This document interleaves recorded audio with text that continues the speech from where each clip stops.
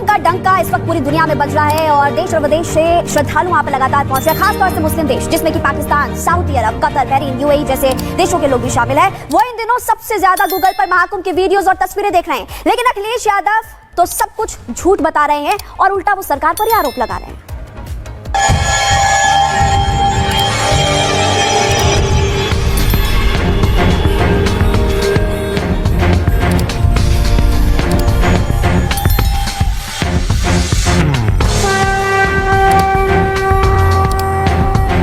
सुनने में आया गोरखपुर वाली खाली ट्रेन गई है पूरी, और नहीं मानता भी वीडियो दिखा सकता हूँ मैं आपको।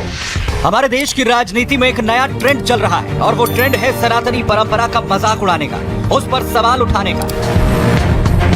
अभी प्रयागराज में महाकुंभ चल रहा है तो ये ट्रेंड अब महाकुंभ में भी बखूबी दिख रहा है। समाजवादी पार्टी के मुखिया अखिलेश यादव कह रहे हैं कि महाकुंभ में कोई नहीं जा रहा, ट्रेनें खाली चल रही हैं और कोई महाकुंभ में जाना भी नहीं चाहता। साफ साफ शब्दों में कहें तो सपा अध्यक्ष कहीं न कहीं महाकुंभ को फ्लॉप शो बताने में जुटे हैं। अखिलेश यादव कह रहे हैं कि कौन इन आंकड़ों को जारी कर रहा है कि इतने करोड़ लोगों ने एक दिन में स्नान किया, जबकि इन आंकड़ों को जारी करने से पहले लोगों की कोई गिनती नहीं की गई, क्योंकि गोरखपुर और दूसरे शहरों से जो ट्रेनें प्रयागराज जा रही हैं वो ट्रेनें बिल्कुल खाली नजर आ रही हैं। सरकार का हर आंकड़ा फ्री वो है फर्जी, और हमारा पत्रकार साथी सही बोल रहा है, हम इसको धन्यवाद देते हैं। कुछ ट्रेनें खाली आ रही हैं, सुनने में आया गोरखपुर वाली खाली ट्रेन गई है पूरी, और नहीं मानता भी वीडियो दिखा सकता हूँ मैं आपको। ये बात मोटी मोटी मान लीजिए कि बीजेपी का हर आंकड़ा फर्जी है।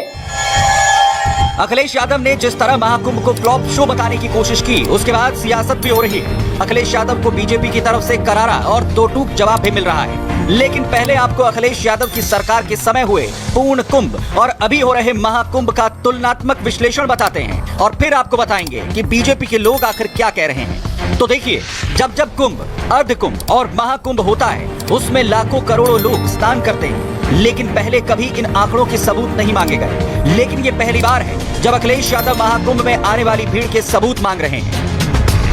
साल 2013 में जब अखिलेश यादव यूपी के मुख्यमंत्री थे, तब उस समय प्रयागराज में पूर्ण कुंभ लगा था, और तब उस समय भी 55 दिनों में 12 करोड़ लोग शामिल हुए थे। उस समय जो आंकड़ा दिया गया था वो ये था कि साल 2013 में मौनी अमावस्या के मौके पर 3 करोड़ लोगों ने स्नान किया है। लेकिन इस साल महाकुंभ के मौके पर जो योगी सरकार की तरफ से आंकड़ा दिया गया है कि मकर संक्रांति के मौके पर प्रयागराज में 3.5 से 4 करोड़ लोगों ने आस्था की डुबकी लगाई है, तो अखिलेश यादव योगी सरकार के आंकड़ों को शक की नजर से देख रहे हैं। अखिलेश यादव महाकुंभ में आने वाली भीड़ के सबूत मांग रहे हैं तो विवाद भी हो रहा है। अखिलेश यादव अब सीधे सीधे बीजेपी और साधु संतों के निशाने पर आ गए। उनको ना वो सामना करना चाहते हैं, और सनातन संस्कृति के खिलाफ तो हमेशा वो बोलते रहे हैं। ये कैसे सनातन की संस्कृति के बढ़ते हुए देख पाएंगे? नहीं देख सकते, ये इनके मन में पीड़ा है। यदि अखिलेश जी सनातन संस्कृति के मानने वाले हैं, यदि उनकी आस्था श्रद्धा सनातन संस्कृति में है और हिंदू है, तो मुझे लगता है कि वहाँ आस्था की डुबकी लगाएं। मैं तो कई बार कह चुका है, साधारण जनता इसमें राजनीति नहीं होनी चाहिए। पुराने कृत्य भी देखे जाते हैं आपकी नई बातों के साथ साथ, तो ये कहना ठीक नहीं है। इतना अच्छा किया कि यहाँ नहीं आए, भले नहीं आए, कहीं जाके गंगा नहाया, यही अच्छा है, कम से कम गंगा नहाया। तो आपके मन में यह भी विचार होगा कि सरकार आखिर महाकुंभ में आने वाले लोगों की गिनती कैसे करती है, तो आपको बता दें कि सरकार आर्टिफिशियल इंटेलिजेंस की मदद से एक घनत्व का पता लगाती है। टेक्नोलॉजी के जरिए यह पता लगाया जाता है कि कितने स्क्वायर वर्ग फीट में कितने लोग जमा हो सकते हैं, और इसी आधार पर सरकार ने महाकुंभ में आने वाले श्रद्धालुओं के आंकड़े जारी किए हैं। सरकार का दावा है कि 13 जनवरी से लेकर आज 17 जनवरी सुबह 1 बजे तक इन 5 दिनों में करीब 7 करोड़ से ज्यादा लोग स्नान कर चुके हैं। लेकिन बीजेपी दावा कर रही है कि अखिलेश योगी सरकार के इस भव्य आयोजन से डर गए हैं, और इसीलिए महाकुंभ को अखिलेश यादव और विपक्ष के तमाम नेता फ्लॉप शो बताकर दुष्प्रचार करने में जुटे। Bureau report, Republic Bharat.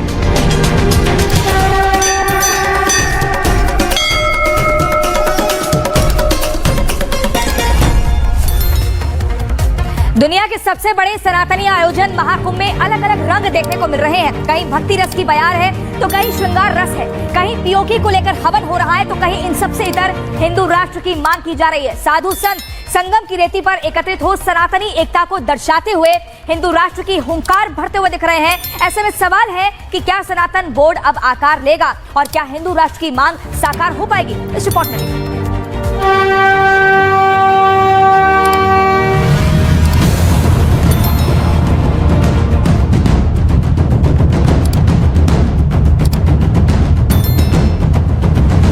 नगरी से संतों की हुंकार, हिंदू राष्ट्र की दरकार।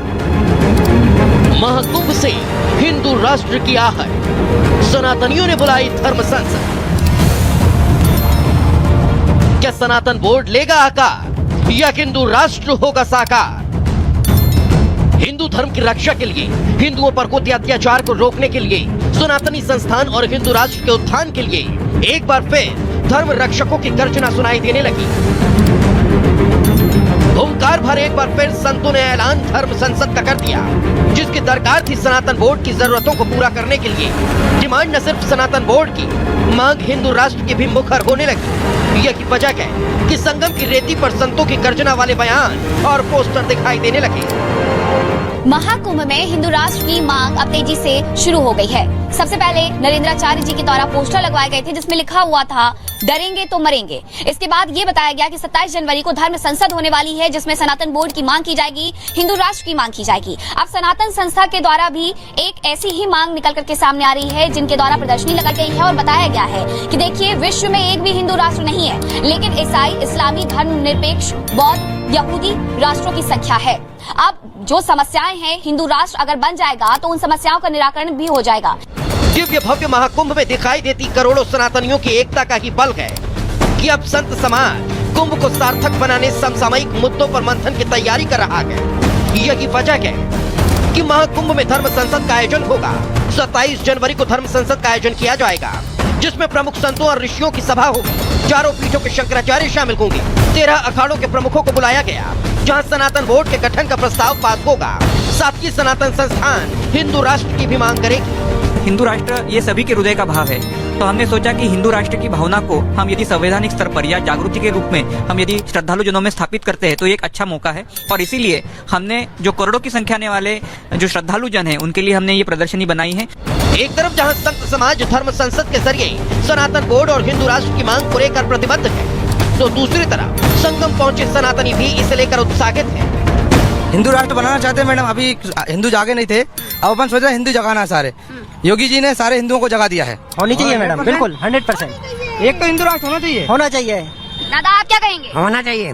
साधु हो या संत, आचार्य हो या महंत, हिंदू समाज के मिलते साथ के बाद हर कोई सनातन बोर्ड और हिंदू राष्ट्र की मांग कर रहा है। अब देखना होगा कि महाकुंभ के सबसे बड़े धार्मिक मेले में लगने वाली धर्म संसद के मंथन से सनातन बोर्ड और हिंदू राष्ट्र का अमृत कब निकलेगा। ब्यूरो